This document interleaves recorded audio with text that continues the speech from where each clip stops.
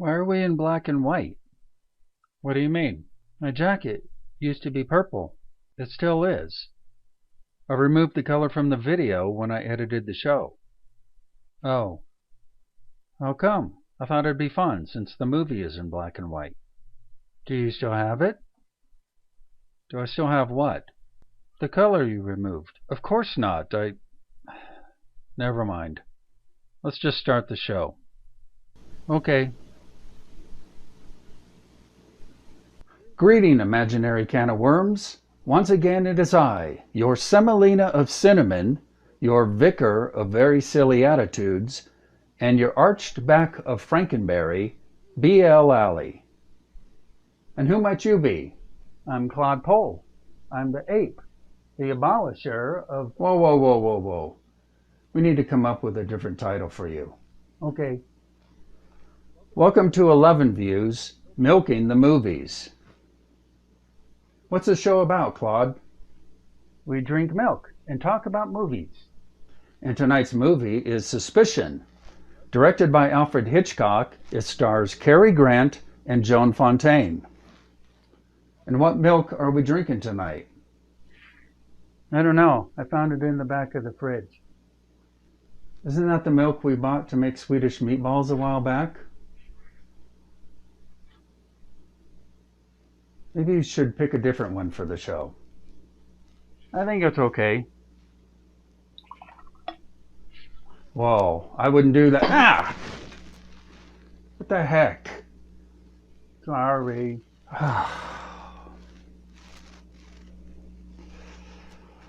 Well, it looks like we're cutting tonight's show short. But as always, Milking the Movies is brought to you by Cursed Cheetah Grooming Products. Cursed Cheetah, for the man who wants to look like he has money.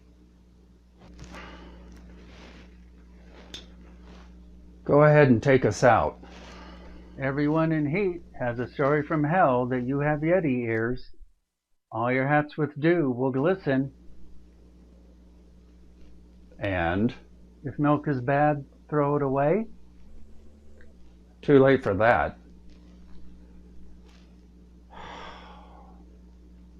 Good night.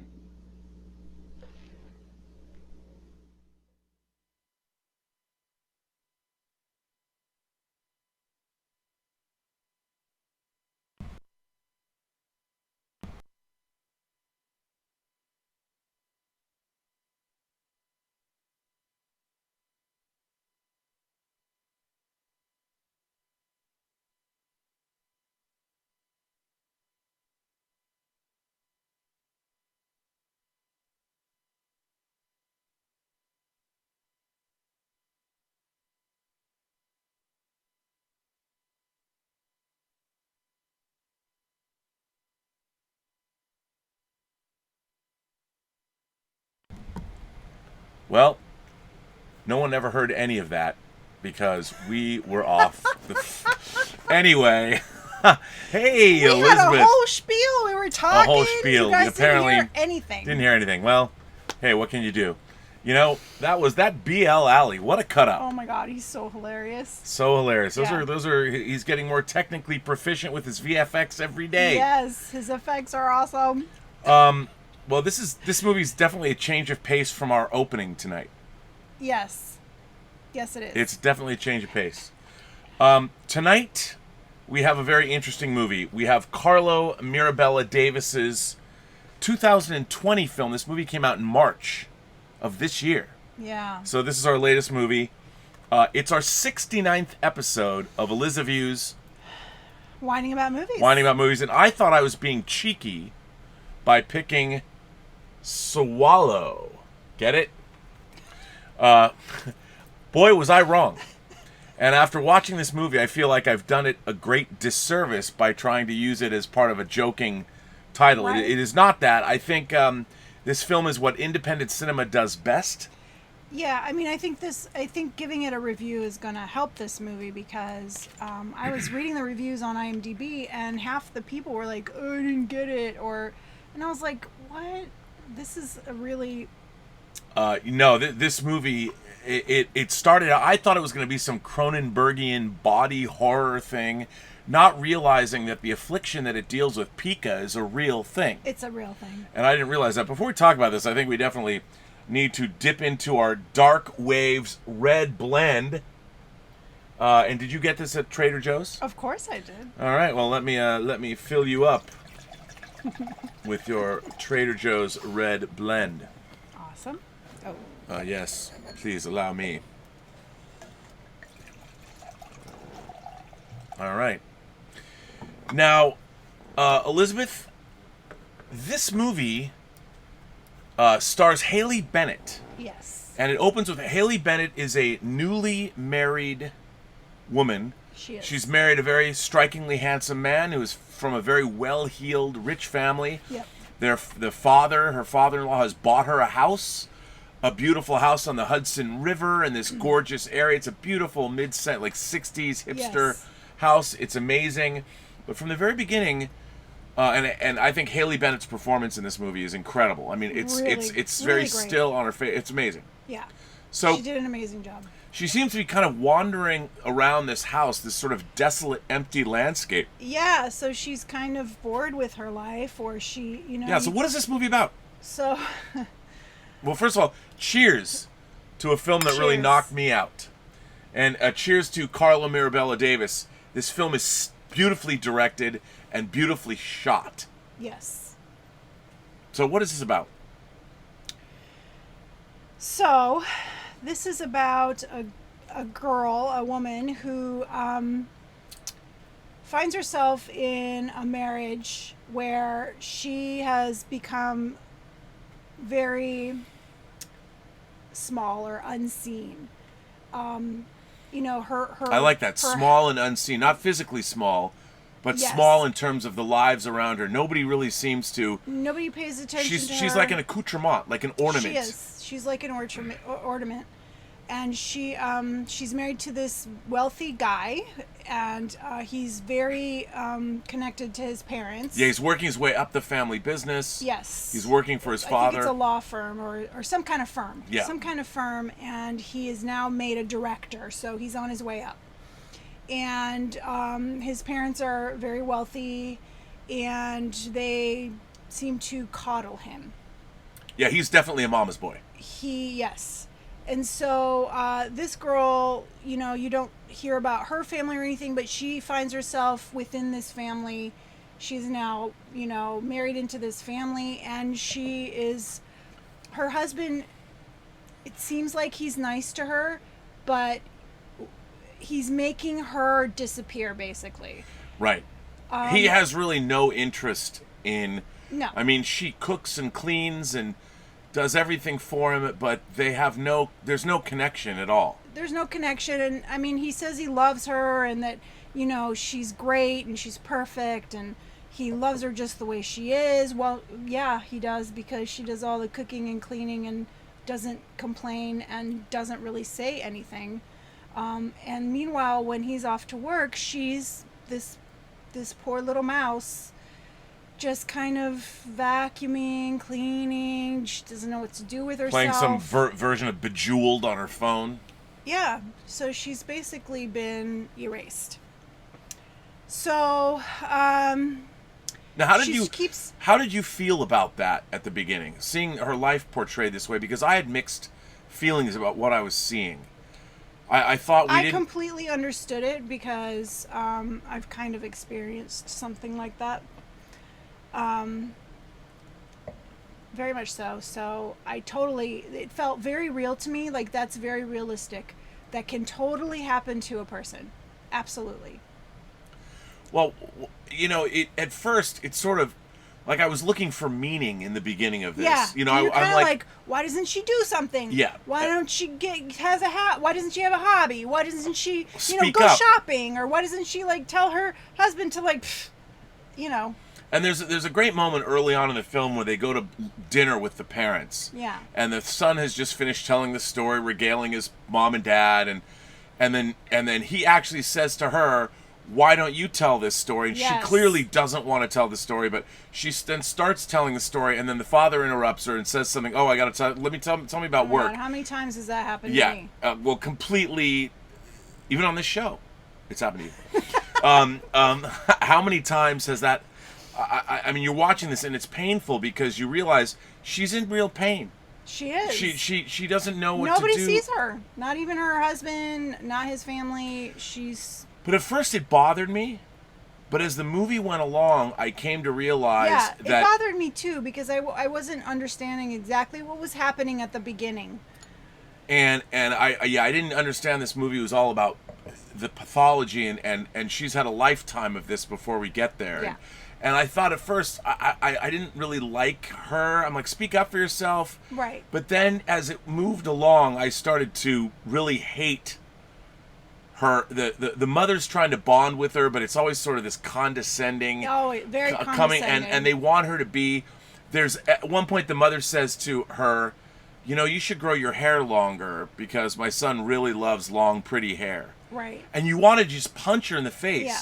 But the fact that I was having this emotional reaction to this made me realize how into this movie I saw.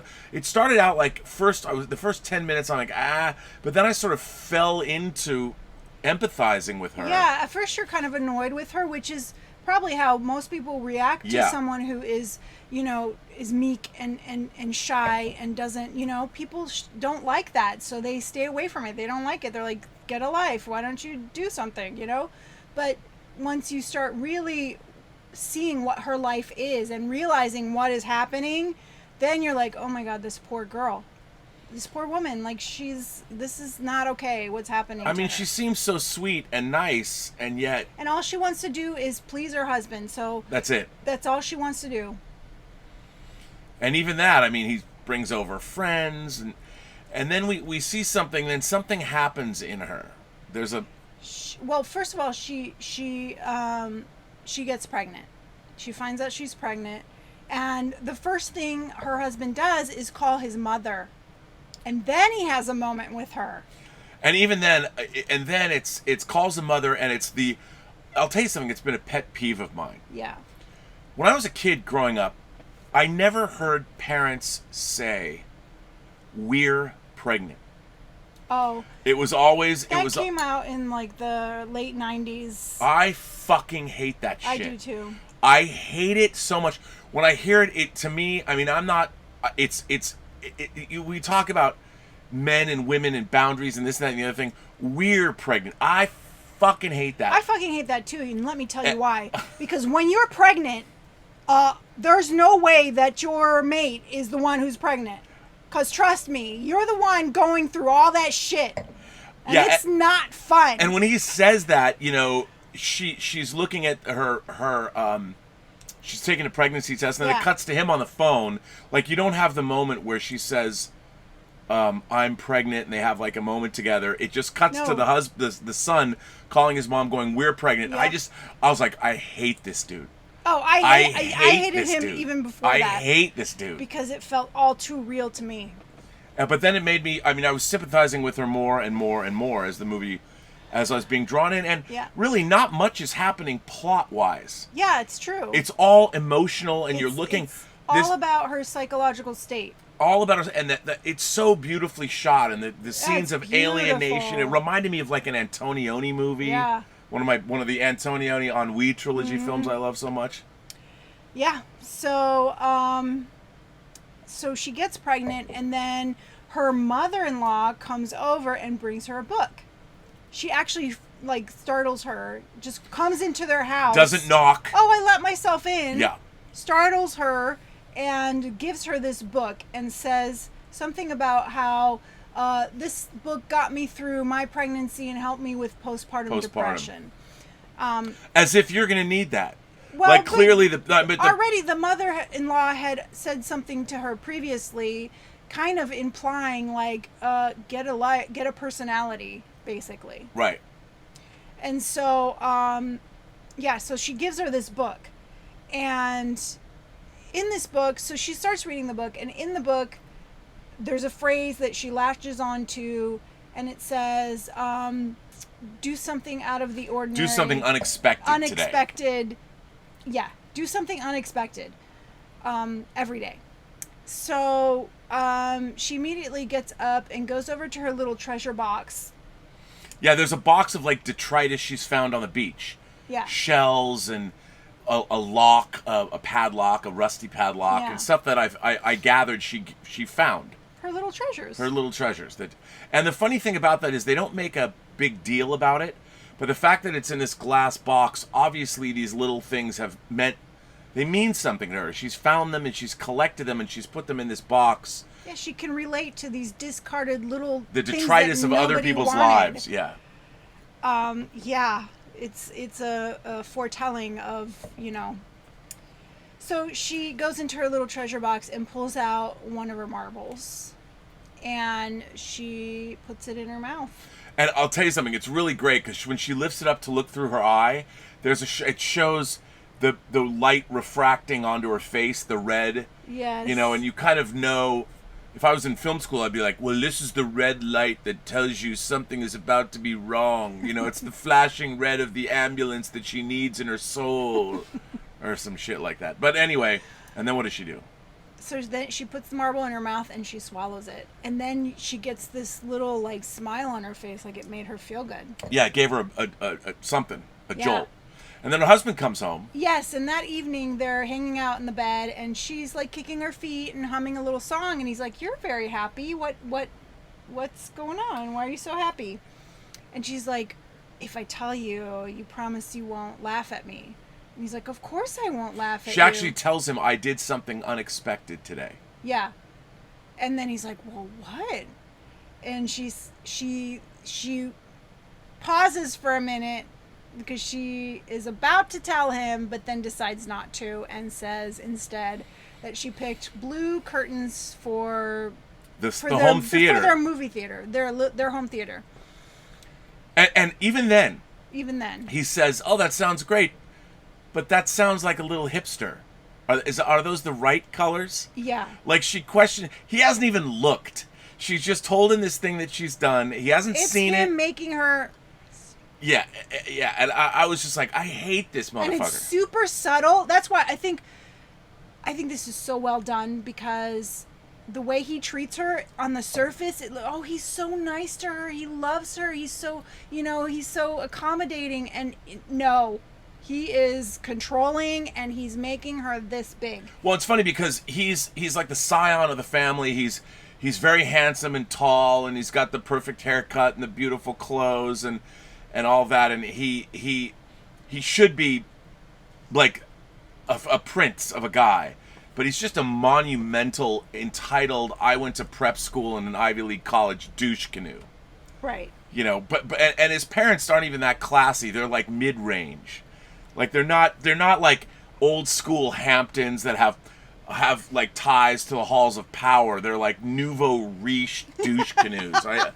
I just hate them. Well. Yeah, they're not nice people. And what's great is David Raish, the actor David Raish, plays the father. Yeah. Who was Sledgehammer on the TV series Sledgehammer. I mean, and he's so perfectly cast, and he plays the part so well. He really does. Okay, so then what? Well, then she starts. Oh yes, during the day while her husband goes away, she starts swallowing other things. She starts swallowing. Oh, we should mention that before that. Oh, yes. There's something that I thought was pretty amazing. So she goes and she drops a deuce. Yes. And she goes and then puts on gloves and she reaches into the toilet. Yep. And takes the marble out.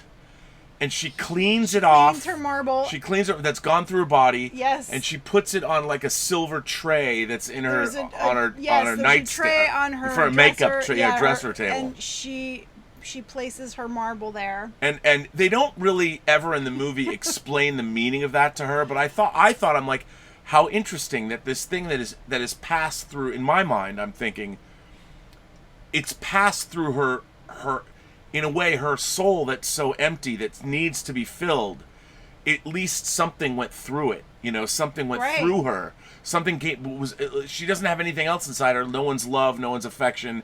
So whatever these things are, she's feeling the sensual pleasure of having them in her mouth, the feeling of it and Yes. swallowing it, and then it gets to come out again. And So also, like, she's in control of this. Like, yes. this is the only thing that she can do that she's actually in control of. And it's her little secret, and it makes her feel better.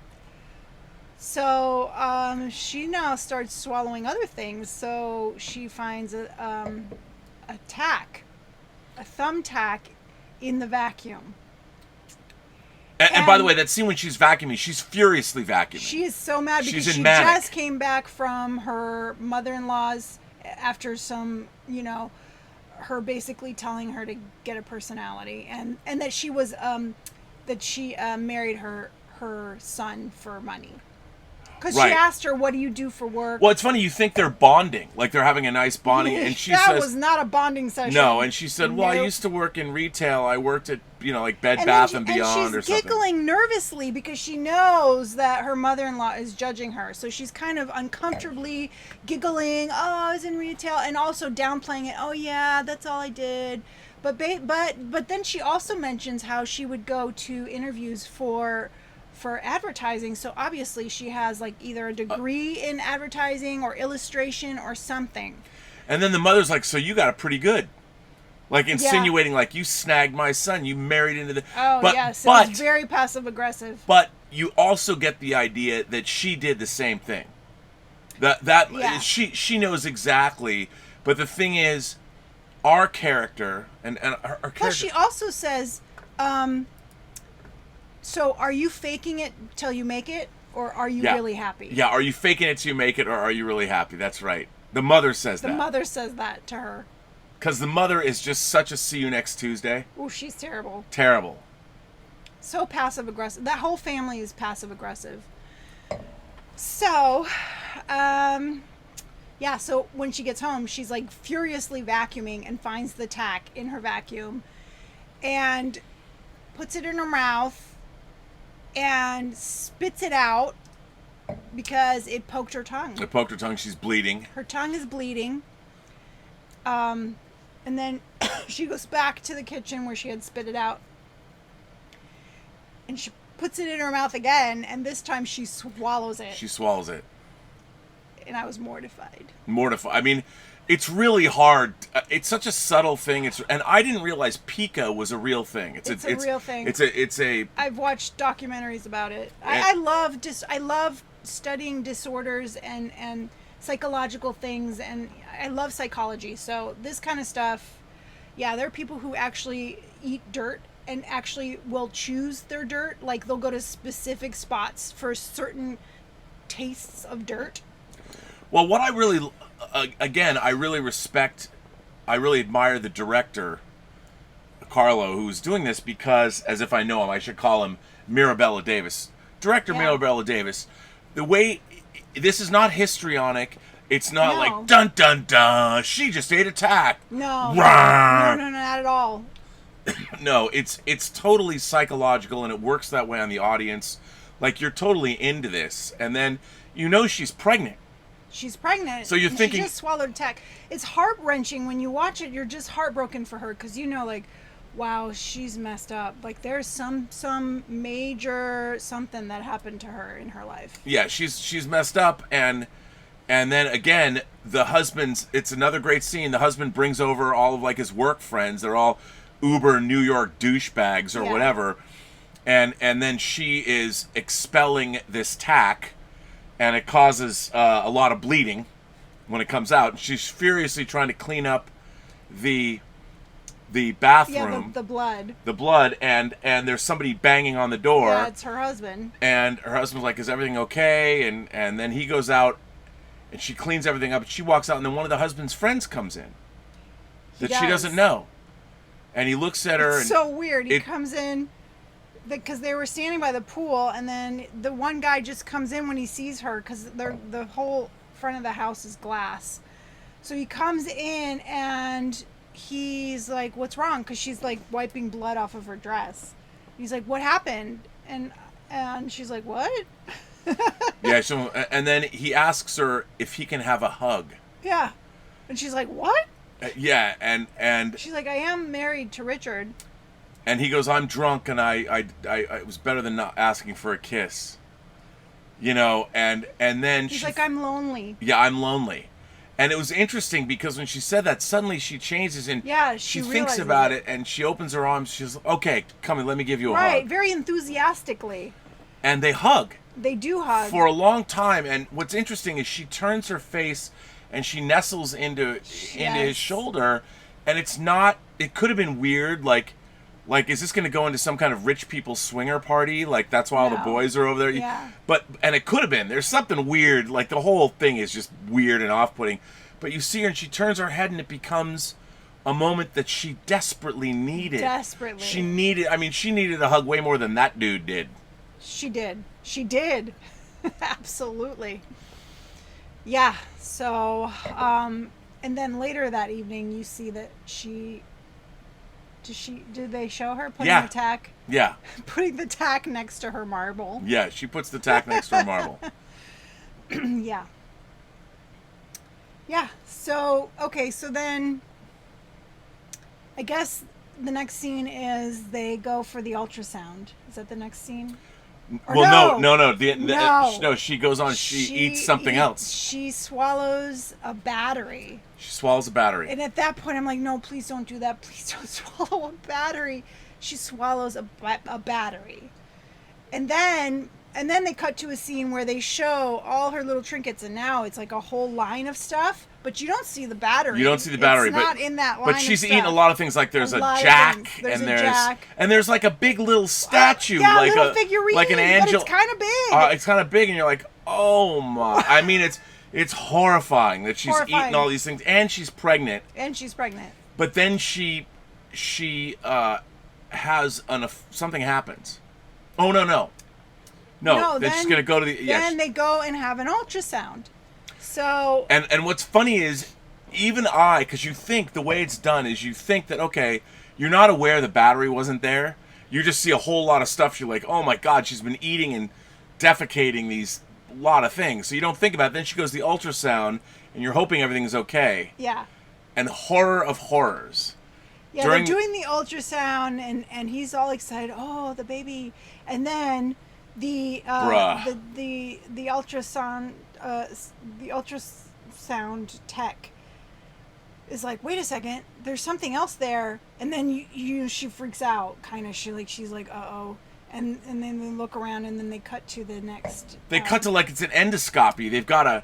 Yeah, so they're wheeling her down down to get surgery, and she's like, it's fine, like this is not a problem, and they're wheeling her. Well, she knows what they've discovered. She knows what's up. Like, the jig is up, the news is out, they finally found her.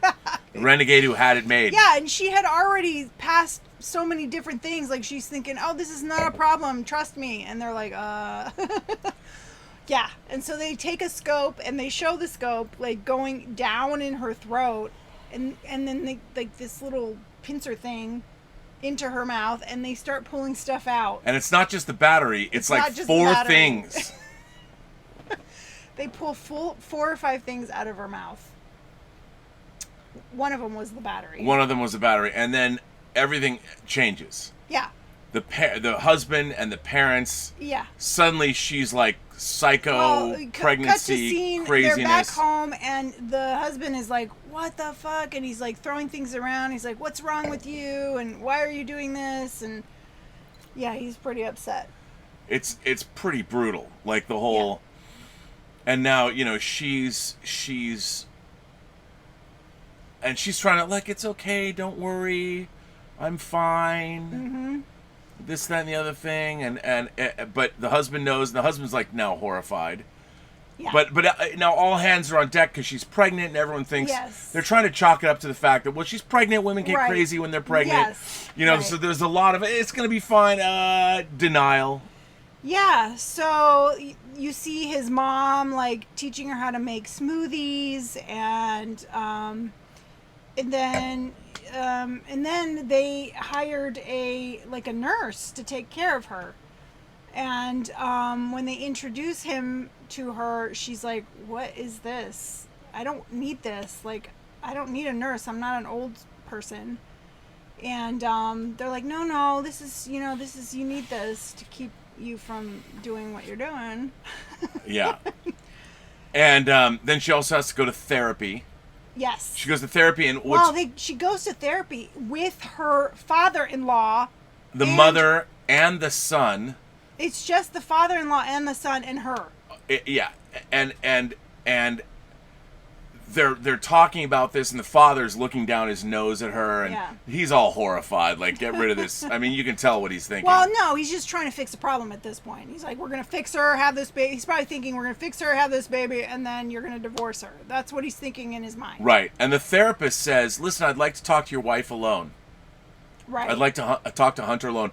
And the husband's like, oh, no, I'll stay here. And then she says, it'll be okay. I'm okay. Yeah. And then what's he going to do? So then he's like, okay. Yeah, what's he going to do? So. Because, he pretends to be this nice guy, but really he's... No, really, I mean, she's compromised his image. Yeah. In every way. And you don't see him... He tries to understand, kind of. Yeah. But not really. So they go to this therapy session, and then there's a scene. There's even a scene where they're having, like, the most uncomfortable sex scene. Like, she's on top of him trying to feel something, and he's it's working, but it's not working for him. Right. And she was a little rough.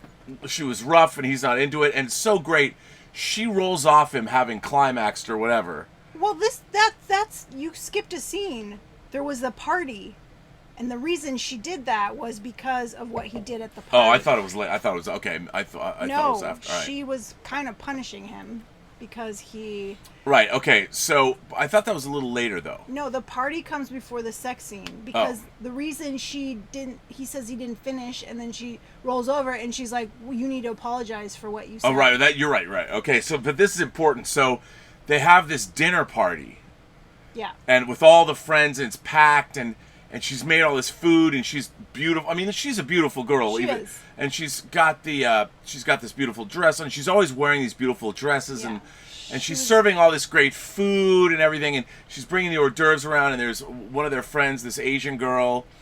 And it's his co-workers. Yeah, all his co-workers and everything. And then the Asian girl says something to her. Oh, I can't eat anymore. I'm stuffed. They're going to have to pump my stomach. Yeah, they're going to have to and then she goes, oh, I'm sorry. Yeah. And you realize that everybody at this party... And then everyone becomes quiet, and they kind of turn and look, and the husband comes over, and he's like, oh, it's okay. And they have this really awkward conversation about it, and everyone is listening. And you realize he's told everybody he knows... He has told them the weird all. affliction his wife has. And everybody. Everyone. You're right. And then... And then it's so... I was cringing when we were watching this. I'm going, oh my God. Right. What a douchebag. Right. Like... Keeping on more abuse. Yes. And then, yes, she's having the sex scene. Yeah.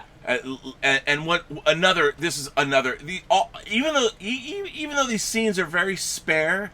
They all get to the heart of the matter. They do. The script is great, and the way it's directed, it's really great. And so, she like climaxes and rolls off him, and then the first thing he says is like, "I didn't finish," as if she's there to service his needs. Right, of course she is. I mean, and then she's like, "Why'd you have to tell everybody?" And they were all here. You need to apologize. You need to apologize. And he's like backpedaling, and everybody, they were all there for you. They care about you, and you're like, these people, who the fuck are they? They've never been in this movie before. We don't know who they are.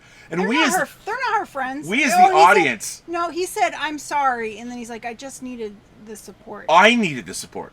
Right. Douche canoe #1 of 2020 is like, I needed the support. Like, his wife is eating batteries and she's pregnant.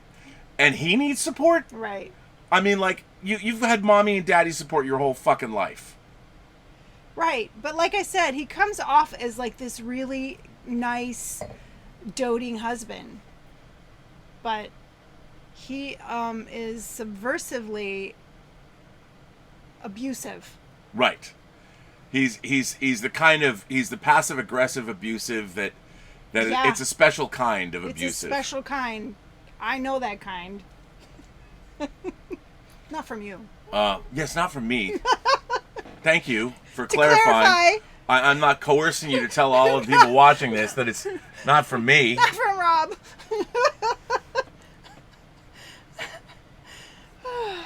Cheers to being not passively aggressive. Cheers. Cheers to that, babe. So maybe, I think in a way, maybe my choices of movies between this or Crash or could be considered passive aggressive, but you, I had not seen this movie. Me neither. You hadn't seen it, so we watched this movie for the first time together. And I found this movie surprisingly, it really got to me. I loved it. Yeah. I mean, I'll flat out say it right now. I thought it was some body horror thing that it was going to be like, I didn't know, like stuff was going to start popping out of her. I had no idea. I had no idea this film was this resonant and meaningful and emotional. I had no idea. It was, I think like Chris Stuckman, I think he reviewed it. But I had no idea. Did he like it? Yeah, he did like it. Okay. I think I remember him liking it. But I didn't read much reviews about this. I just saw the trailer. I'm like, okay, I'll watch that. Yeah. So it was one of these. I have to tell you, I had forgotten that I pre-ordered this disc. Uh-huh. I don't even remember pre-ordering it. It showed up one day. I was like, what is this? And because if I see something remotely that I'm like, oh, click. If a movie comes out, I'm like, okay. So we go on. And then, you know, the parents are trying to keep her from doing this, and they're going to stop her from eating, and they hire the nurse. Yes. The Lebanese war-torn nurse. Yeah. And he is trying to do his best to, keep an eye on her, and, and he does what he can, and then she starts getting used to him being around. Right. At first, she's totally against it. Yeah. It's another one of the things that the mother's like, he helped me when I was pregnant. Right. And there's a great moment, because he's from Lebanon, and he says to her, he goes, look, these kinds of mental problems, you've never been in war. Why do you have these kinds of mental problems? In war, you wouldn't have these if you'd been in a war situation, you would never have. Yeah. And in a way, I think he's kind of right. I mean, one of the things is that we here in America, I mean, now we're seeing this year, America is really, we're fracturing and there's fissures on many different lines. Yeah. But when people are dealing with like wartime, having these other kind of afflictions is almost a luxury. When you're in a war-torn environment where you're fighting for your life or fighting for your next meal, you're not thinking about, Wellbutrin or Zoloft or whatever. No, I mean, you have to get your basic needs, like food, water, shelter. Yeah. You don't have time for mental about. illness. Yeah. Yeah, so then where are we? Well, so she's being helped and she's in therapy. Yes, and she starts going to therapy. She starts going, and I like her therapist. Her therapist, again, even her therapist is like, why are you so crazy, bitch? Like, well, she's trying to get it out of her very gently, because it's not easy to get something out of someone when they don't even realize that there is something there. Right, but she's not like the good therapist. She's like, she was hired by the parents, so she's on the parents' side of the fence. I never felt, I'm like, well, no, I mean, I don't know, man. Yeah, look, but she still is able to get to the crux of it. Okay, and it only took her a couple sessions. Yes, but then I wouldn't call her a bad therapist. There's the shocking revelation. And she keeps trying to get her to talk, and she's just talking surface stuff, nothing important. And then finally, at the end of one session, she says, "Oh, I want to tell you something about my mom." And then she goes, "Yeah." And then she's like, "Oh, never mind."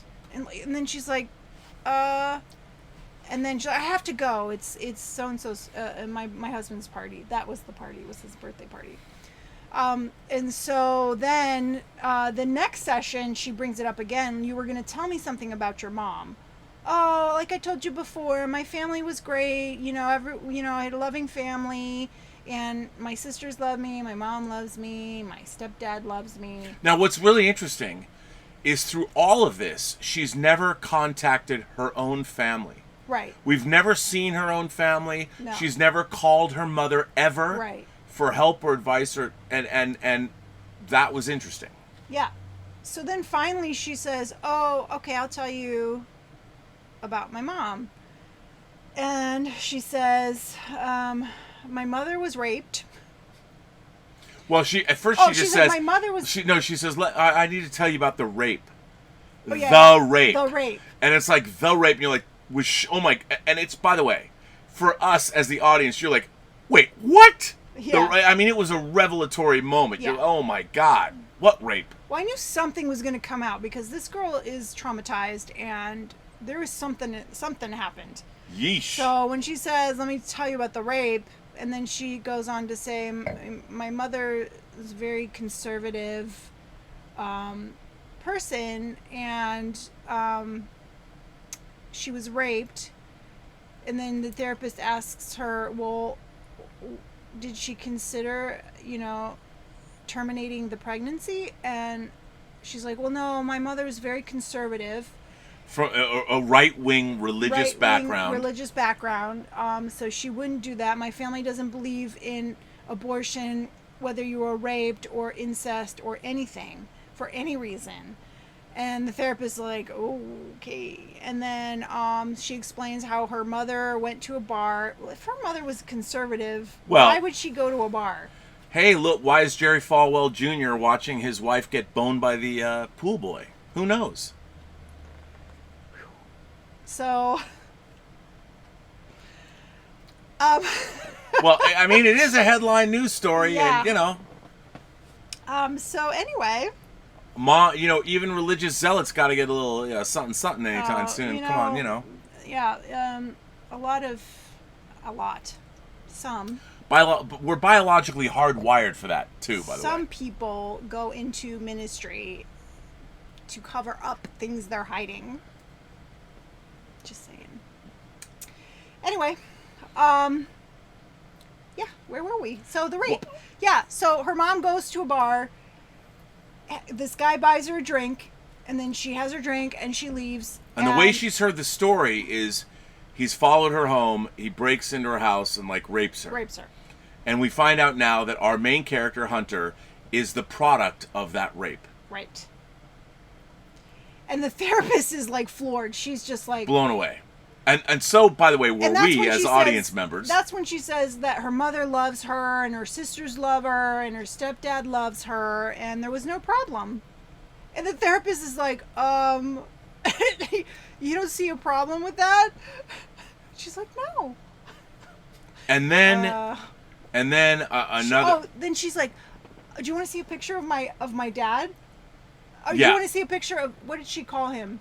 The guy, the rapist or whatever. Yeah, I don't know. I mean, it's basically her dad, but. Yeah, she doesn't name him. She just says, "Do you want to see a picture of him?" And the therapist is like, "Do you carry around a picture of him?" She's like, "Yeah." And she's like, "It's okay. I've thought about this. I've dealt with it." And the therapist is I've dealt with it. How have you dealt with this? And she's like, "Oh, I've thought about it a lot." I mean, she's carrying around a picture of her mother's rapist, but it's her father. Yeah. It's her father. And she shows the picture. He raped her mother. Yeah. Mind blowing. I mean. By the way, in the course of this film, you have no idea, you know, and what's really. Well, you have a sense that something is wrong. Of trauma happened but to her in her the way they're doing it is what I thought about this movie, with the pica and the eating of the. I thought the movie was going to go in another direction. Right.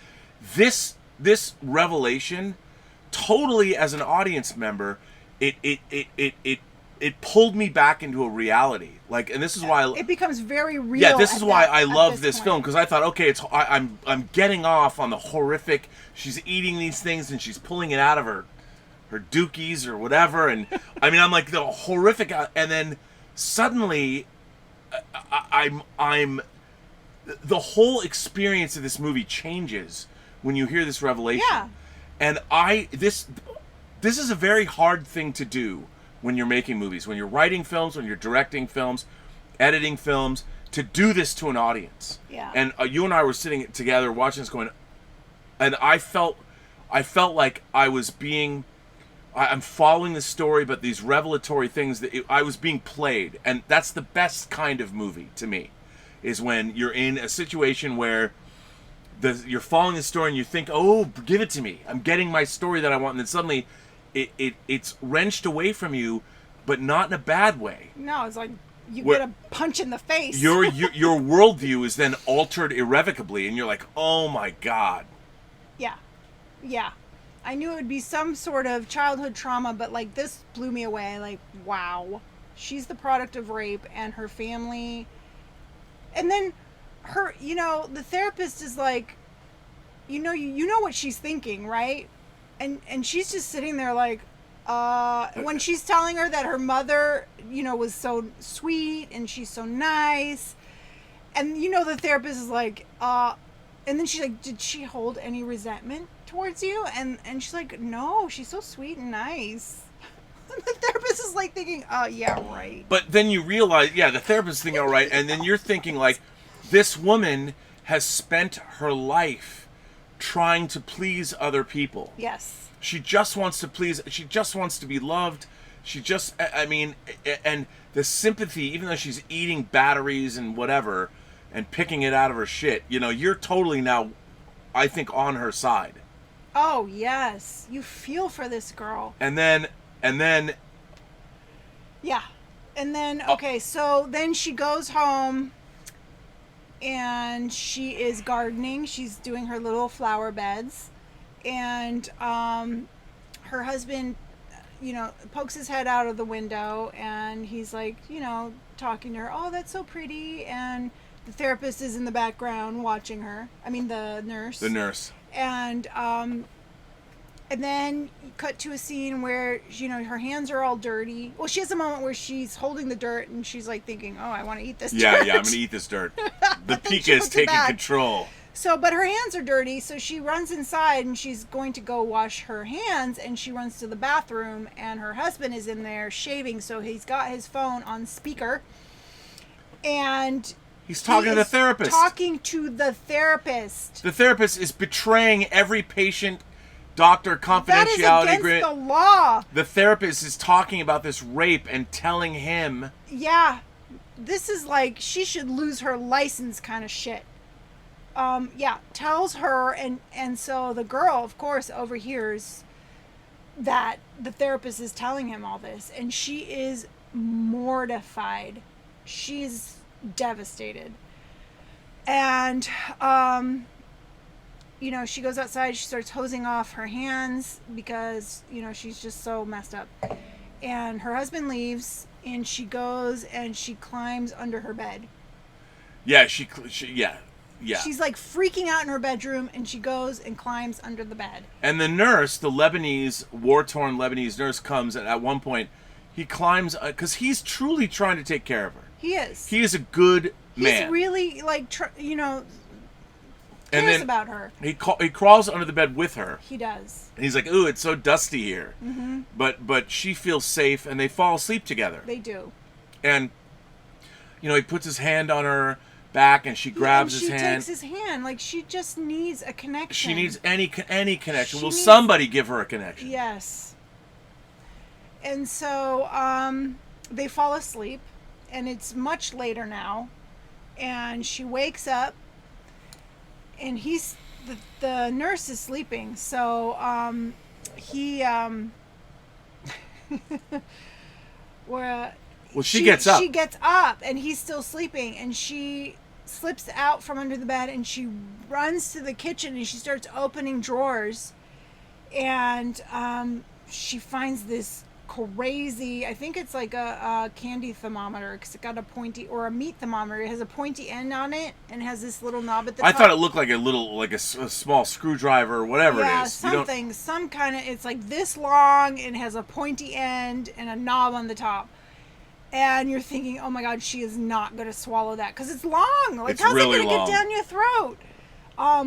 So yeah, she puts it into her mouth, and it gets lodged here. She's like choking, and all of a sudden, cut to the nurse, and he wakes up, and he runs out, and he finds her like choking with this thing in her throat, and he calls 911. And the next scene is it's like she's having a tracheotomy. Yeah. They've opened up her throat, and they're pulling this thing. They had to open up her throat and pull it out. And so now she's in the hospital bed, and the family's surrounding her. And And they are like, can't believe that she did this again. She's like, no, I won't do it again. She's pleading. Yeah, she's like, this time, like, this is the last time. Like, I learned my lesson. And no. So once they get home, they sit her down and they say, you need to... We're gonna send They're sending you her for 7 months to a until psychiatric the baby is facility born. until the baby's born. Yeah. And she's like, I don't want to go. And the father's like, well, if you don't go, we'll have your divorce. You know. Yeah. If you don't go, my son will divorce you. We'll divorce you. And yeah, he just blurts that out. He's like, either you sign that you're going, or Richard will divorce you. And so she's forced to sign this thing, and she's like, well, do I have to leave now? And they're like, right now. Yeah, they're taking her right now. Can I get some things? Okay. So she gathers her things, and then they're all headed out to the car. But you know, I have to say something else here. When I was watching the film, again, she's just a prop. Like, this family wanted them... She gets marry a pretty girl who looks good at parties. Yeah.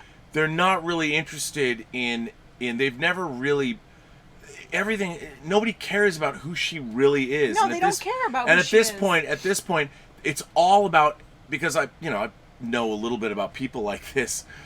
They only care about covering their own ass. Yeah. They don't want anyone to. Oh, we can't have any gossip. We can't have anybody. Well, it's not even that. They want the baby now. Like, well, the baby. Well, yeah. Now it's all about the baby. Because but even when when they learn that she's pregnant, they're like, oh, this is the future CEO. Like, they want that baby. Right. They don't care about her. No, they don't. Or at least, and the husband you still think that maybe. Right. In his narcissistic way. Yeah, maybe. He loves her. Narcissists don't love. And then they're good at pretending to love. Of course. So, So they're walking out to the car, and she's like, oh, I forgot my phone charger. And they're like, you don't need your phone charger. You don't need a phone there. You're not going to have a phone there. She's like, I need my phone. I need to play my games. I need to play my games because that's all she has. Because that's all she has. They're like, okay, I'll get your charger, is what her husband says. And she's like, no, I'm a grown woman. I can get my charger. And so she goes into the bedroom, and the nurse follows her, and she takes her charger and she lays on the bed, and he's there, and he feels so bad for her. You can see it in his gesture, the way he's standing there, that he feels so bad for her. Well, in caring for her, he's come to realize, I think, that she is a lost soul, and she's not some crazy person. And that this family is not no good to her. And so the next thing you see is him turning on the water in the bathroom and locking the door and shutting the door, and then you see her running through the woods. So he helped her escape. So she runs through the woods, and she ends up on the road, and she's trying to hitchhike. And in the meantime, the family is like, what's taking so long? Oh, she's just in the bathroom. Don't worry, I checked the bathroom before she went in. And they're like, okay. So minutes later, they're like, where is she? So they go up there to the bathroom, and it's locked. And they knocking and trying to get her out. And then finally they break in and see that the window's open. She's gone. She's gone. And she was able to get a ride, and she's escaped. She got a ride. Yeah. And they're all freaked out. And they get in their cars, and they start looking for her. And she's gone. She ends up checking into a motel. She checks into a motel. But before she goes into the motel, she grabs the dirt.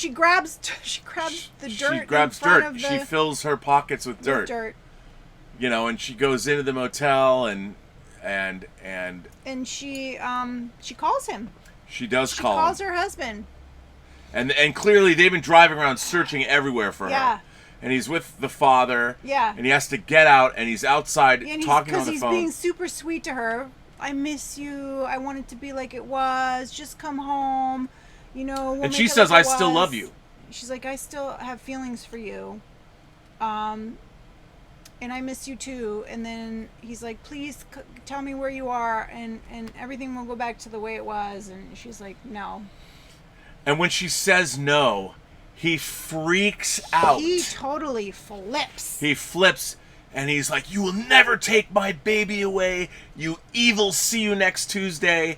and like He's like, he called her a cunt, and he called her a bitch. yeah. And he's like, I will hunt you down. I will hunt you down, you cunt. Yes. And then she fucking hangs up Yeah. on him.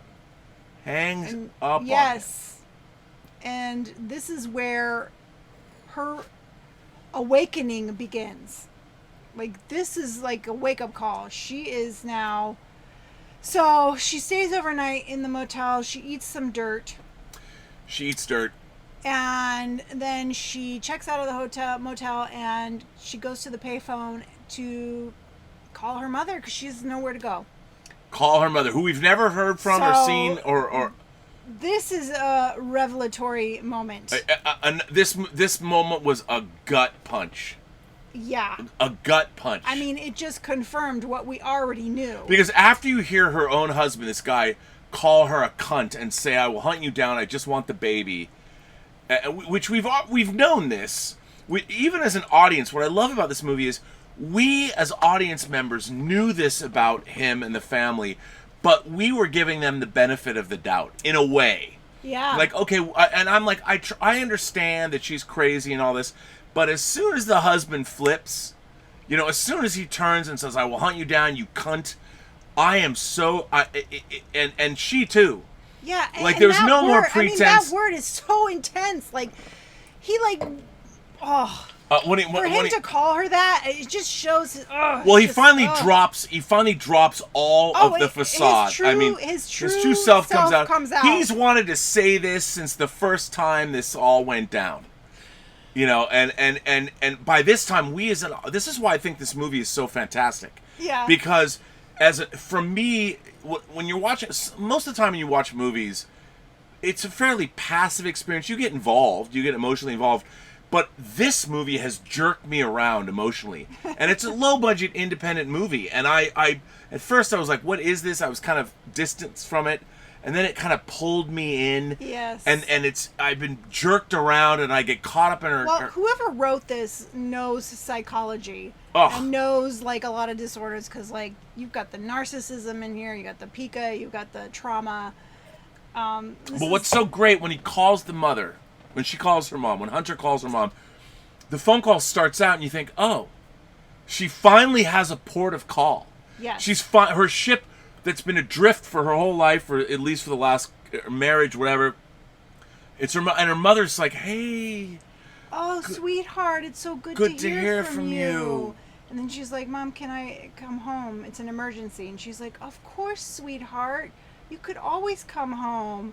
And she's like, it'd be great to spend time with you together. And then she's like, oh, okay. And then her mom's like, oh, but your sister's here. With the baby. Like, with the baby. With the new baby. So there isn't room. Yeah, there's no room for you. Well, I won't. I'll be very quiet. I'll stay out of the way. And she's like, yeah, but really there's no room. And then she immediately hangs up. And the mother hangs up. And you're just like, oh, and then everything the psychologist thought, you realize at that moment, this mother has resented the product of that rape her entire life. Of course. And it all becomes clear, and you're like, this girl, this poor girl, who has been trying to keep it together, trying to please people, she has been betrayed by everyone else in her life. Yeah. Could you imagine growing up with a mother who resents you? Oh my God. And all of it, everything we suspected. That is some serious trauma, because from birth, your mother's rejecting you, and, you know, but sad. You also realize at that moment that because she told the therapist, no, my sister's like me, my mom, like, she might have honestly believed that, even though she knows it's not true. She's tried to convince herself. That's a lie she's been telling herself. Yeah, her whole life. She's been trying to convince herself, and because on the surface, mommy is so nice, but there's this underlying resentment. And you realize at that moment that... And it's same with her husband. On her the surface, husband he's super nice. And her husband's parents. But he's a narcissist and unable to love her. And so she chose her husband because that's what she's used to. She's used to being treated that way. Yes. So you seek what you know. Yes. And so she finds herself in this relationship with this man who treats her the same way her mother treated her. And what's really interesting is we as an audience, this is the moment, this is this cathartic, I mean, unfortunately, it's the lowest of the low. I mean, she's finally the last port of call that she was hoping to have some kind of solace. And we know, since this is her last, she's never called her mom in the whole movie. This is the last, like, she would never do this until now. But for her, on psychological terms, like for therapy, like this was a pivotal moment where she understood that resentment. She understood at that moment. Well, I think she always knew it, but this is the shocking. But now she's conscious of it because the therapist brought it up. And so when she heard her mother tell her there's no room for you, click that, that's one step closer to getting to deal with the trauma. And it's fucking brutal. It's brutal. It's brutal. And you're just, and I was watching this movie going, all she wanted was a lifeline. Just a little bit of a lifeline. Anybody. Yeah. And the only time she's had that is when she hugged that guy that she didn't know from her husband's work. Yes. And then when the nurse put his hand on her shoulder. And what was funny was he wanted something from her. Mm-hmm. And the only way she gets anything is when she's fulfilling whatever somebody else's need. Nobody ever comes to her. And this was just, I was like, oh. I mean, this movie really got to me. Yeah. Because it's so realistic. I mean, these kind of things happen to people. And then it cuts to her standing outside his house. Yeah, so somebody drops her off in front of this house. And you're like, where is she? Just in some suburb. And at first I thought, oh, she must be going home anyway. Yeah, I was like, whose house is this? I had no clue. So, it's a birthday party, so the door's open, so she just walks right in. No. She first pulls a picture out. And right. And then you realize it's the picture of her rapist of father, her actual biological father, the rapist. Yeah. And you're like, no, don't go. Oh, it's so like, oh my God. And it's a birthday party, and she just walks right in. And no one, because why would anybody say anything? Right, it's a party, right? So she walks in, and she is there. And she, they're cutting the cake, and they give her a piece of cake. And there's a nice girl. There's a little girl. And what's interesting, and to make it more like he's in an interracial marriage. He's married a beautiful black woman. Yes. They've got a beautiful daughter. The little girl's so cute. Who basically she's looking at her half sister. Right. And right. she's looking around at all this, and all these people are happy. Like the rapist father that created her, that has been a monster, has this family. Yeah. And a house, and people are there, and the friends, and the this, and the that. And she's in the most alien environment she could possibly be in. And, I mean, I can't even, as an audience member, I'm just like going, oh my God. I know, I was like, where is this going to go? I didn't know where it was going to go either. And then what happens? Okay, so, so they're asking her, like, so who are you? Right. Everyone's trying to figure out who. She says her name. She introduces herself, and then she mentions her mother's name and who. Well, not yet. So, they're like, oh, and they're still trying to figure out who this girl is, and she's like, avoiding the more questioning. She starts helping them clean up. She's like, oh no, don't worry. And they end up in the kitchen, the three of them, the wife, the rapist father, and her, and they go in there and they're like, so who invited you? And she says her mother's name.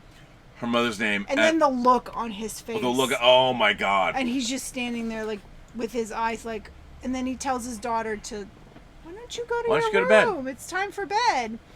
And he's trying to like get everyone out of the room so that he can talk to her. And so then the wife goes out to tend the barbecue, the grill, and he's like, what are you doing here? And what does she say to him? Well, they have this conversation, and she's like, why did you do it? Like, they have this conversation. She wants to know Well, first he says, "Are you here to ruin my life?" Yeah, are you here to ruin? Like, And she's again. Everyone's like, me. You know, his first impulse. I get it. Are you? Yeah, I mean, come on. The product of a rape that you did. But what's so funny is standing in your kitchen. His wife has no idea. His daughter has no idea. So God knows what he's had to do to get through to lie. Like, and he has a family that seems to be working. And you're thinking. And here's another thing about the audience playing your. Like, I'm sitting there going, I hate this rapist motherfucker. I hate this guy. But then they're having this conversation face to face, and he realizes that's the product of this thing. Like, what are we going to do? And it's so, as an audience member, what I love about this is I didn't know where to go. Like, we've seen a million movies. We know, we've seen SVU, how many episodes? We understand, we have been programmed how to respond to these situations. I didn't know what was going to happen. I think it went brilliantly. She was brilliant. Brilliant. She didn't know exactly what she was going to do. And as an audience member, I had no idea what she was going to say. What she told him, like, I don't know.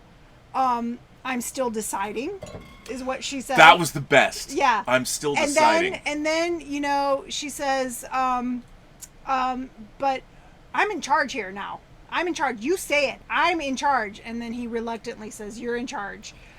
Just so that she could have the upper hand in this situation. I was like, you go, girl.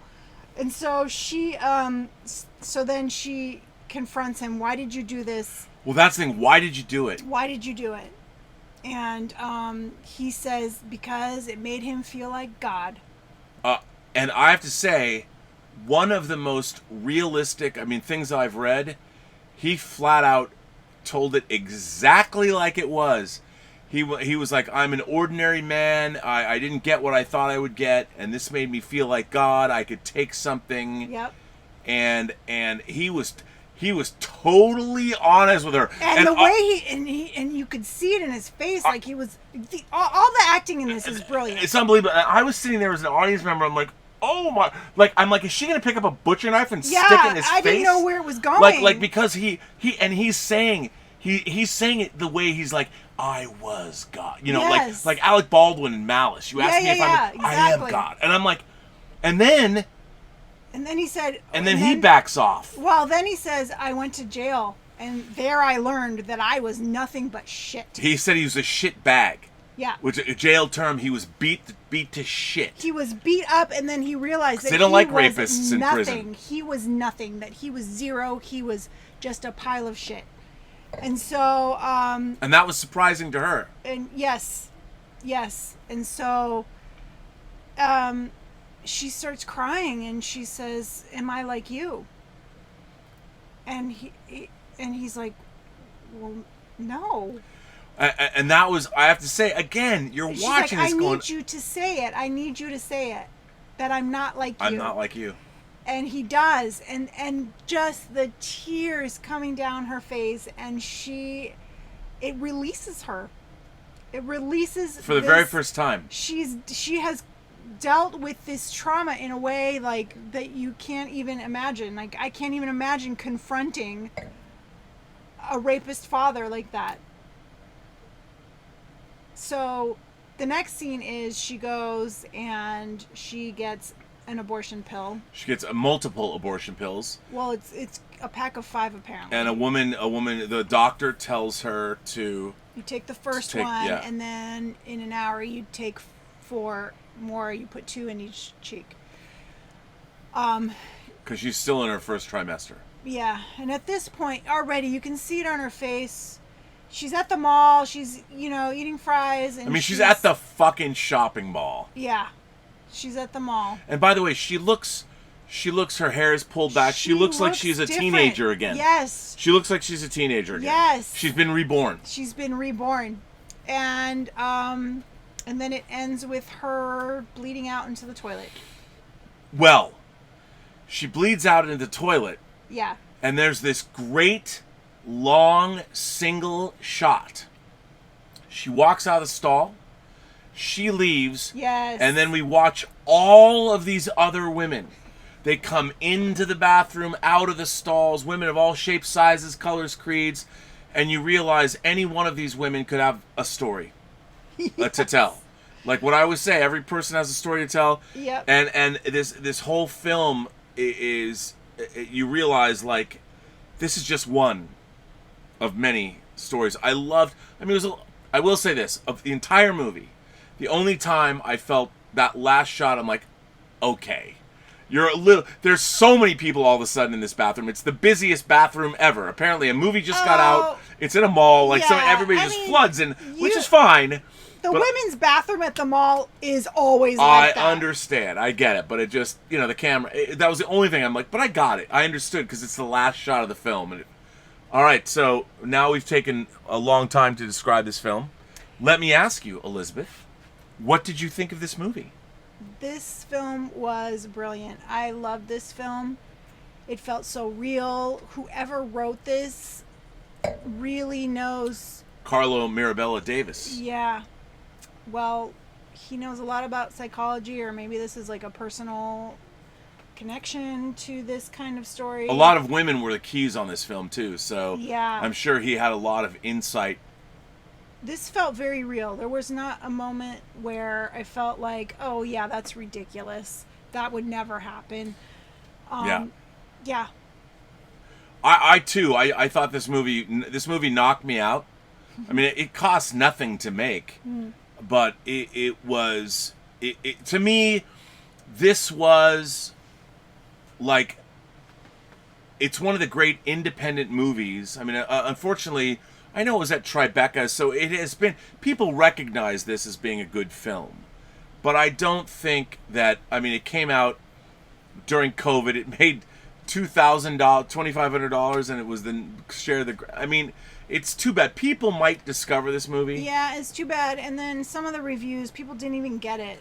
Oh my God! I was like, what are you? Are you for real? I Like, was reading some of the reviews, and I'm like, what movie did they see? yeah, right. I mean, I couldn't believe it. Yeah. I couldn't. Well, anyway, we have a letter. We do. We have a letter. Yes, we do. First of all, I want to thank BL Alley for delivering another fantastic video. That was great. It's nice to know that I'm not the only person he makes fun of. It's fantastic. Oh, I love it. So BL, thank you for that. Yes, thank you. And I like, technically, I mean, Notorious, or no, was it Notorious or Saboteur? So, What? the movie he was referring to, the Hitchcock film. Oh, yeah. Black and white, very, very funny. I've only seen it once. So this comes from William La Rochelle. Hi, Rob, Elizabeth, and the winos. About Do the Right Thing. Maybe others have brought this up. It's the mixed blessing of sequels. What do you make of the fact that in Red Hook Summer, Spike Lee returns as Mookie in his 50s and is still delivering pizza for Sal? The movie also has the lead woman from She's Gotta Have It, please, baby, baby, please, now preaching outside as a born again. What kind of complexion or new context does that bring to the original works? Oh. Well, I have not seen Red Hook Summer, but I would say this. So is that the sequel? William La Rochelle. I don't know. I haven't seen the movie. Huh. I would say, listen. Do the Right Thing is a film that, as we delved into, after 31 years has lost none of its potency or its power. And anything that comes after, I don't think affects what happens. Because, look, like life, people grow and change, and maybe, if Mookie, I don't know what to say. I mean, I think that's a little, in a way, a little tokenistic that Spike Lee is playing Mookie. I don't know. But I don't think you should look at it in terms of Do the Right Thing, because the sequel has not happened yet. When you watch Do the Right Thing, it exists on its own in 1989. Yeah. So I don't think that you can even say anything. Now, if a movie is a direct sequel, like Trainspotting 2, which I think is a phenomenal film that does not get nearly the credit it deserves, what can you say? But that's a good question. Now, we have some people who have written in to us. Let's go and see what they have to say. So, Julius Goodwin is here. Hello. Wanted to first wish Miss Elizabeth well on the finals. I'm sure she did outstanding. Also wanted to remind you that your wine club shipment will be required to be signed by a responsible adult, so that disqualifies you. Make sure she's home that day. Elizabeth, how did your finals go? Oh, yes, I looked up my grades today. Please tell the world what your grades are. I got straight A's. Straight A's. 4.0 this term. 4.0, and you're a scholarship student. Yeah. So you weren't like some slacker who wanted to be some Marxist art student. You did the job, you did the work, you busted your ass. I watched every day. I'm in the Robservatory because you were busting your ass in my former, where I resided. Former observatory. Mm-hmm. Well, here's to your 4.0. Well, thank you. I would expect nothing less, babe. Well, thank you. I know you're certainly a 4.0 in my world. Aww. So there you go. So Julius, thank you for asking. Julius goes on and says, also wanted to ask if you've had any anything special definitively planned for your 500th episode.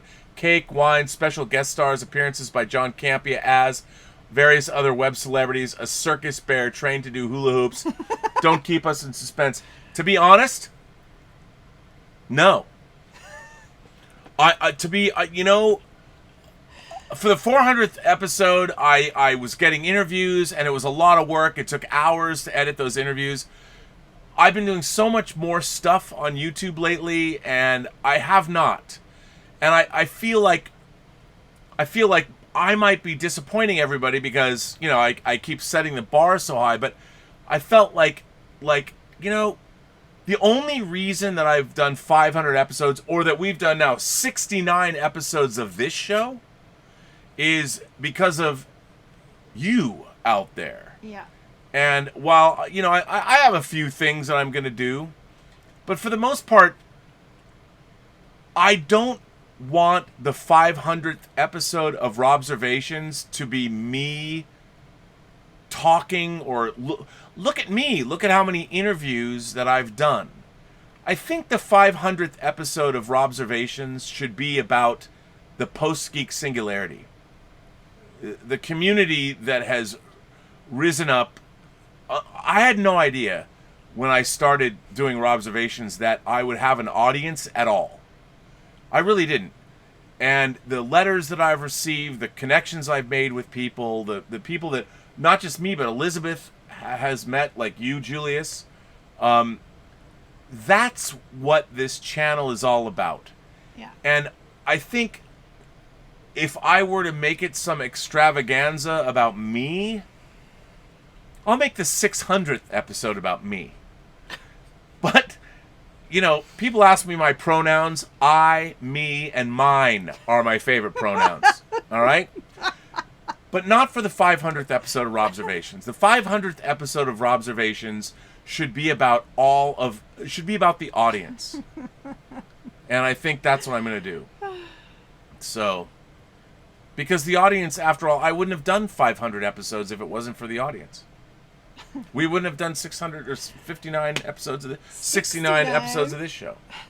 So, Tim is here. Tim the Spider Monkey says, I gotta admit, I never even heard of this movie before, but I'll be checking it out now. By the way, love the Shadow shirt. Mine is on the way, along with a few Thunderbird 2 items. Knowing there's Jerry Anderson shop could be problematic for me. You should see my 3-tiered eagle shelves over there. It's There's yeah. like a million eagles over There's there. an eagle shelf. I just don't even... No, there's 3 eagle shelves. 3 eagle shelves. 3. Why so many of the same thing? They're not the same. They're all different eagles. There's a rescue eagle. There's a laboratory eagle. They don't look the same. They're all different. They all have different things. Anyway. Too many eagles. There's never too many eagles. Oh, Claudius is here. Hello. Bonjour, mon ami. Que c'est agréable de te revoir. I loved Haley Bennett's performance during the restaurant scene. It is a quiet explosion without, as you said, histrionics or dramatic music. Yeah. She retaliates by eating a cube of ice. Yeah. It's so good. We didn't talk about that when she's like, this ice is really good. Yeah. And then I think it cuts to a shot of the river after that. Well, at first she's just staring at it, and it's like bubbling and melting, and It's a great shot. Yeah, but you're looking at it's very. Even the ice is. She's like melting into it, and then she takes a piece and crunches it really loud. And she's like, "Oh, I'm sorry." Yeah. So, Timbula goes on to say, or wait, pardon me. No, it's Galadriel, Lady of Lorien. I love that. Things that were, things that are, and some things that have not yet come to pass. I have seen Tenet. I passed the test. I will diminish and go into the west and remain Galadriel. That is not fair. That you were one of the women that had one of the 3 rings that were given to the elves. Oh. And that you've seen Tenet, you've gone into the west. Well, how's that? Into the Grey Havens. How did they see Tenet? Because wherever Galadriel, Lady of Lorien is not Los Angeles. But guess what we have tickets to? Gotcha. Oh, yes. You would not let me go to Las Vegas with John to see New Mutants. No. Yeah, Wes. So? Too dangerous. Las Vegas? No way. So, New Mutants is opening at the Rose Bowl Drive-In. Yes, the Rose Bowl. The Rose Bowl where they play the Rose Bowl. Yep. We're 10 minutes from the Rose Bowl. Yep. And they've set up a drive-in in the parking lot of the Rose Bowl. Yes, they have. And we have tickets Sunday night at 7:30. Fun. We're going to pile in the car, and we're going to go see New Mutants. Yes, we are. New Mutants. I love Galadriel's message, by the way. Me too. Steve, Movie Fanobi, sends in a very nice tip. Thank you for that. Empress of Cinema, your Instagram stop motion is wonderful. Well, thank you. Can't wait for the whole movie. Hello as well, Rob. You may be having a shit week. Either way, love you, man. Find some happy. I did.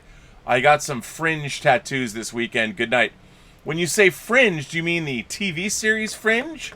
Or other kinds of Fringe? I don't know. Well, I don't know. Well, thank you for that. I do appreciate that. Yes, thank you. Yes, I did get some very disappointing professional news this week. Something that I was...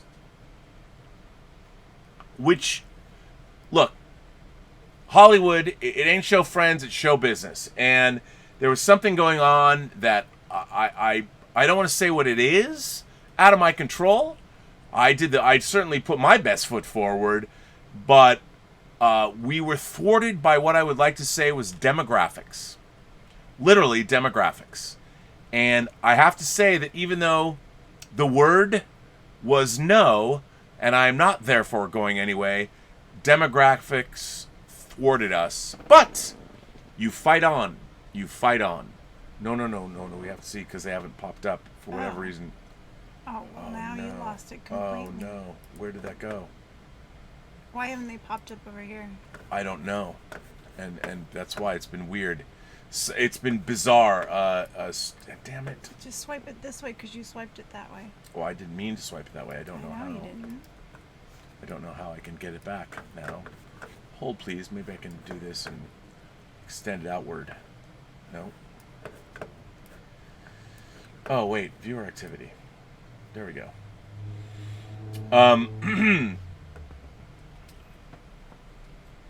Kaz Graphics is here. And Kaz Graphics says, package coming next week. Much love. Well, thank you for that. Wow, thank you. I appreciate that. Kaz Graphics is, as you know, the official cheesemonger of the Burnettwork. Like Claude is one half of our official couple. And so that's always a good thing, too. Let me see if I can get down to... Philip Alvarez says, congrats to 69 dudes. Giggity. Well, let me tell you something, people. I watched Bill and Ted Face the Music. The new Bill and Ted movie. How? When? Would you like to know how I watched Bill and Ted Face the Music? Yeah. Would you? You can't when I show this to you.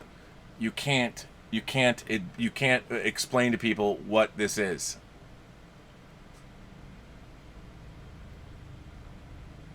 Huh? How did you get this? Come on, man. And you watched this without me? It was for a podcast kind of thing. Shh. It's just saying. I'm just saying. Did you get any other movies?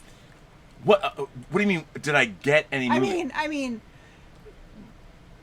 are there other imaginary? No. Okay. No. I'm missing the chat. Okay, I I'm really sorry. hate that you did that. I don't know what I did. I have no idea. Well, this is the chat. So No, it's not. Sean M says it deserves to be said at least once today. Supreme Headquarters Alien Defense Organization. The shirt came from England. It was very cool. Michael Preston says drinking wine and cringing at the thought of Pika. Yeah. It's real though. It is real. Hey guys, I'm glad to be back on the WINEning. No joke, the Welcome mom back. is a lot like mine. Thank God for online therapy. Stay savage, Wow. you too. Well, that's good to know. That's a good thing. So, yes. Yeah, I don't know what's happening here. So here we go. So wait a minute. We got. It's weird that things are popping up strange. Timbula the Spider Monkey sends in a tip and says, "I saw Tenet on Saturday night. Without giving away any spoilers, I'll say it was good, not great, but enjoyable. I preferred my Sunday movie trip. I saw All That Jazz at my favorite revival cinema. Oh my God. All That Jazz, one of my top 10 films of all time.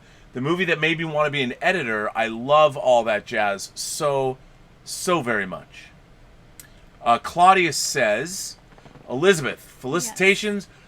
Felicitations pour Listredes. Listredes. The cinematography and production design is very comforting, and Haley Bennett's character has lost all sense of herself in order to fit into this family. As you said, she's just an ornament in their world." Yeah. I totally agree with that. I mean, it's a harrowing film, this movie. Listen, if I missed anybody's chats, there's been some weird hiccups and strange things happening. I'm still looking at the viewer I feel activity. lost without the.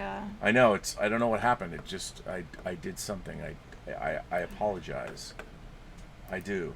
Let's see. I can manage again, and I can go back to, maybe it'll go back. Oh, there we go. Yes, the chat. So we come back. Sean M says the word maybe no. Please keep going anyway. Are we going to keep going? Do we keep going? I mean, Michael Preston says also rented out theater for New Mutants social distancing.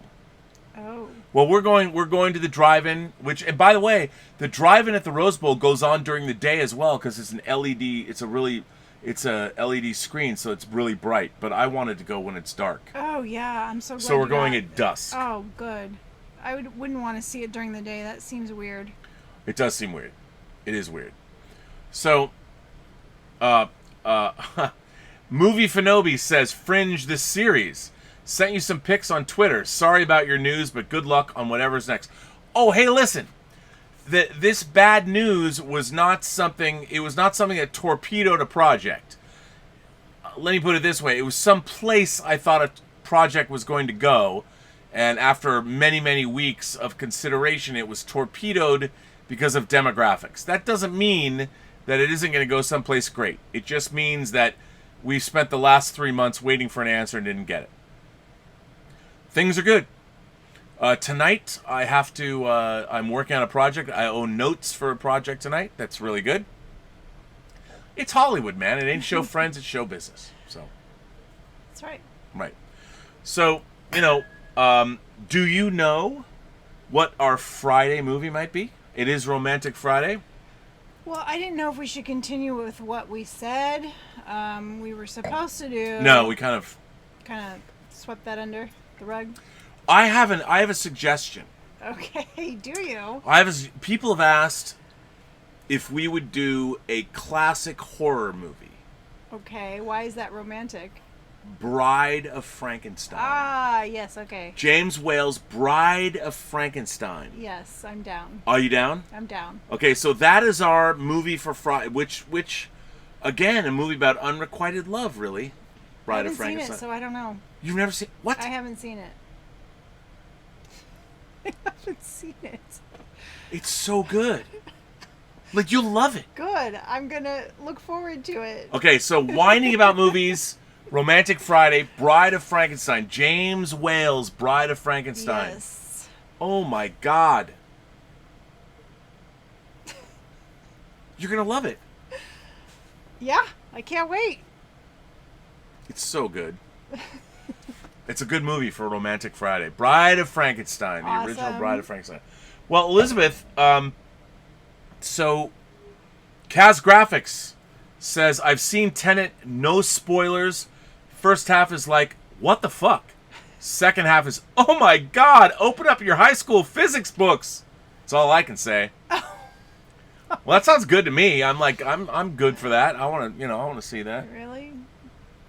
What do you mean? I mean, We did Inception on this show. I know. Look, the Richard's freaking out. The Richard's like, Bride of Frankenstein! Bronze Sage Slacker, Bride of Frankenstein. Frankenstein. Yeah, well. Philip Alvarez says, happy birthday to my mom. Here's to yes. Philip Alvarez's mom. I don't know what your mom is. Mrs. Alvarez, thank you for having Phil. Happy birthday. Happy birthday. Happy birthday. Michael Preston says, movie you should do is Masters of the Universe. LOL. Well, I do know the director of the film, so I don't know. I don't know. It would just get me in trouble. But anyway, yeah, we were going to do The Shape of Water. We were. But we're going to push it to Bride.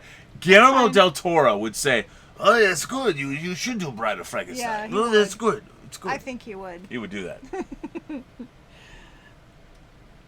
Sean M. says, I'm going to keep advocating for the commitments, but it's a pretty well-known film. I'll tell you something. You know what?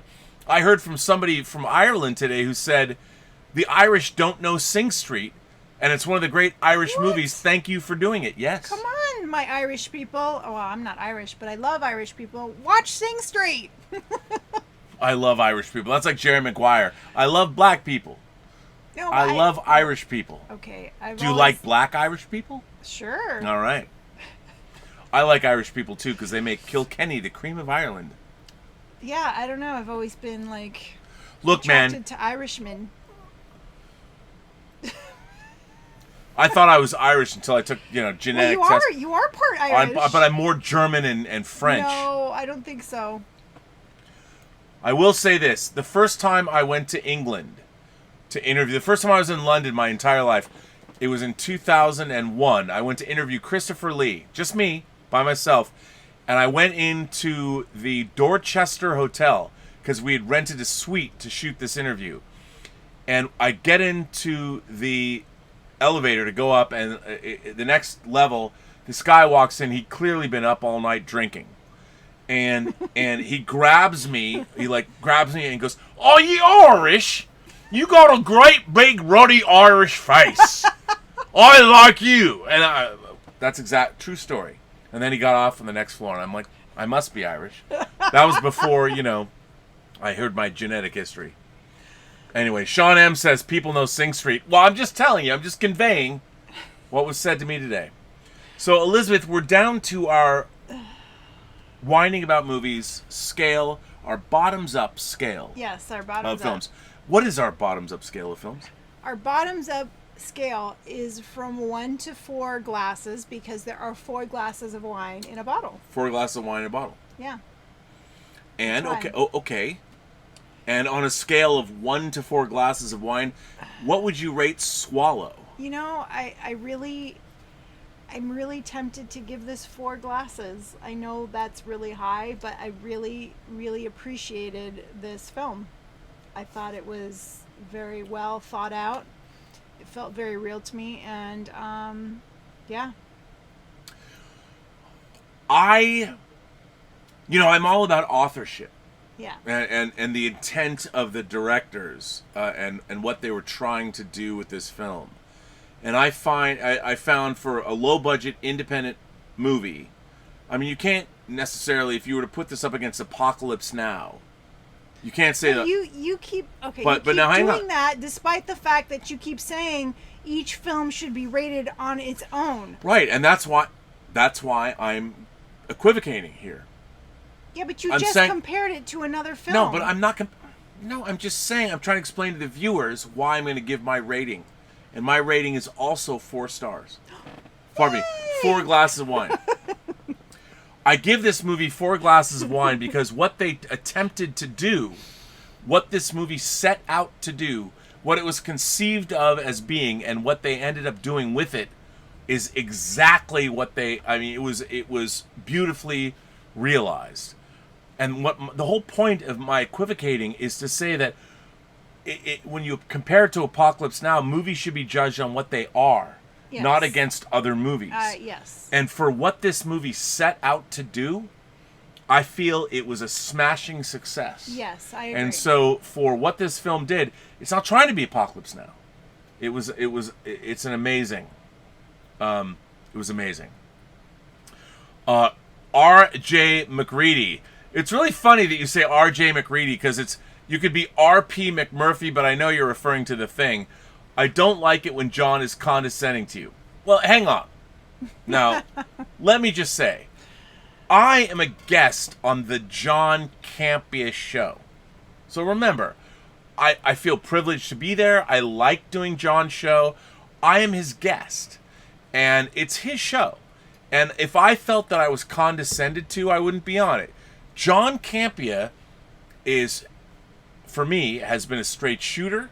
He's incredibly honest. He's a terrific boss. He is very matter of fact. I actually very much appreciate John Campea. And if I felt I was being condescended to, I wouldn't be on a show. But I am on a show. You know, and he has me come back. And that's my choice.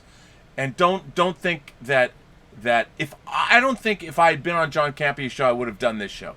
The 2 people that are responsible for us being on YouTube is this lady right here. I was very lucky to have somebody who was so supportive and who was so.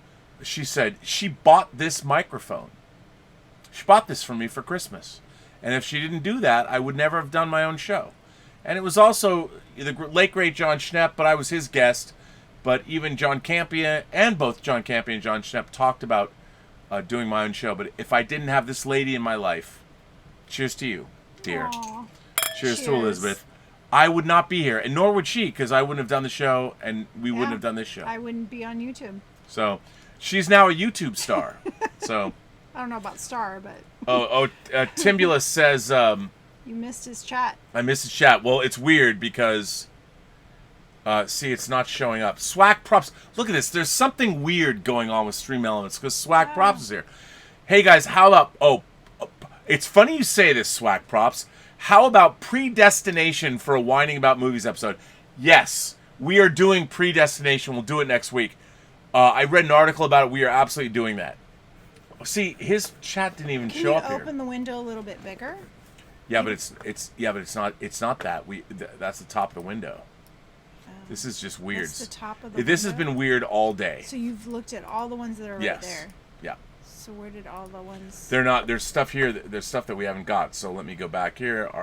Let's hopefully Sean M. People know Sing Street. Oh, there it is. Timbula the Spider Monkey says, Bride of Frankenstein is in my top movies of all time. I love it so much. Ernest Thesnier is amazing in it. Yes. Awesome. Sean M. says, I'm going to keep advocating for The Commitments, but it's a pretty well-known film. I would do that. I like The Commitments. I love The Commitments. I don't know, man. We're looking at all this. The Word Is No. Yeah, there's just stuff that... I think we've got them all now. Yes, I think we do, but it's weird. Go down to the bottom. But did you see that half of the ones haven't shown up? I think the super chats are showing up here and the tips are showing up over here. Yeah, it's weird. I don't think super chats are showing up in your Stream Elements. Oh, is that what it is? You didn't go all the way to the bottom. Hang on a second. That could be. People know Sing Street. Let's see. You missed my super chat. I don't think so. No, did we? That's the one you just looked for. Yeah, no. You did that. That's done. Done. It's done. Go to the bottom of the chat. It is. We're at the bottom of the chat, babe. I know you love the chat. There That's we the go. bottom of the now chat. We're good. Yeah, I don't think your super chats are showing up in your. Well, that could be. Maybe I did, It's but just there, tips there's over been here. there's been weird stuff happening. This is like the longest episode of this show we've done, by the way. I'm just saying I wouldn't. that. Look, I took it offline. We're offline? No, I took this Oh. craziness offline. It's wacky. I don't, sometimes it works, sometimes it doesn't. You just never know. Oh well. I'll figure it out. It's all good. We'll go back to this. So it's time to end this show. It is. We've given it 4 stars. Yeah. So, ladies and gentlemen, boys and girls, kind beings from across the 28 known galaxies, thank you for being here. We're doing Bride of Frankenstein on Friday. And we're not going to miss it. Bride of Frankenstein on Friday. So, which is great. Yep. And I want to thank Mr. Derringer. I want to thank the Richard. I want to thank Joshua Levesque.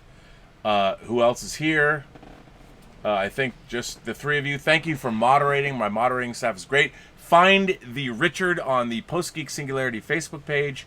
He's always running Zoom parties and all of that. So thank you, gentlemen. And Elizabeth, where can people find you on social media? They can watch your stop-motion movie where? Yes, there are a couple of small clips for my movie that I'm making.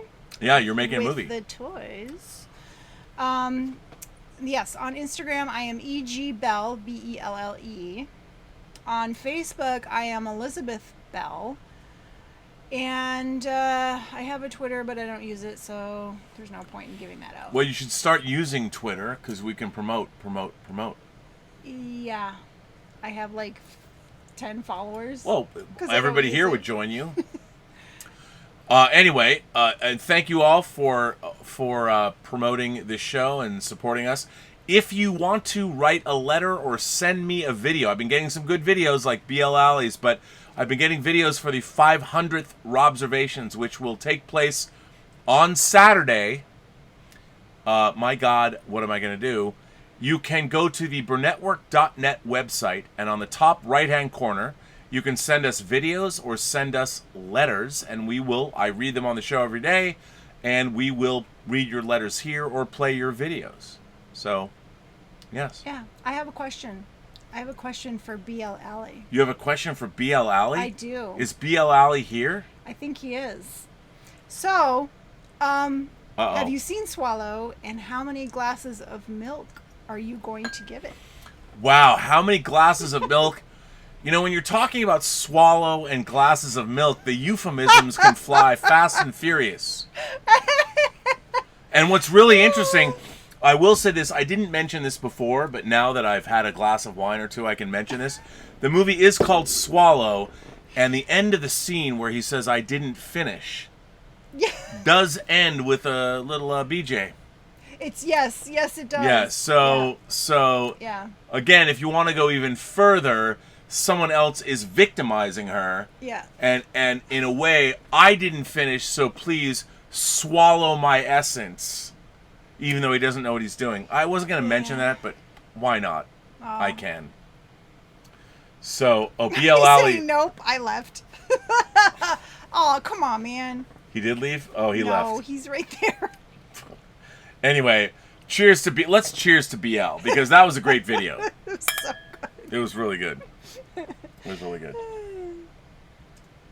The Richard says, we will have a Zoom watch party tomorrow for Bride of Frankenstein. So, there we go. So there you go. Well, Elizabeth, we've been now on this show. It's 9:15. Wow. We this is almost this is 1 hour and 45 minutes.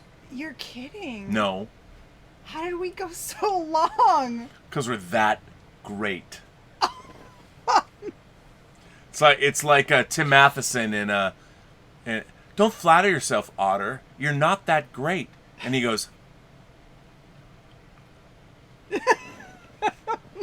Anyway. Well, we should wrap this up We and should. let So- these people go home. So take us out. Everyone you meet has a story to tell that you have yet to hear, and all you have to do is listen. All you have to do is listen. That is correct. Yes, and have a better night. Have a butter knife. Have a butter knife. Yeah, have a or butter another knife. butter. Or another butter. Thanks, everybody. We will be back on Friday with The Bride of Frankenstein. Thanks very much.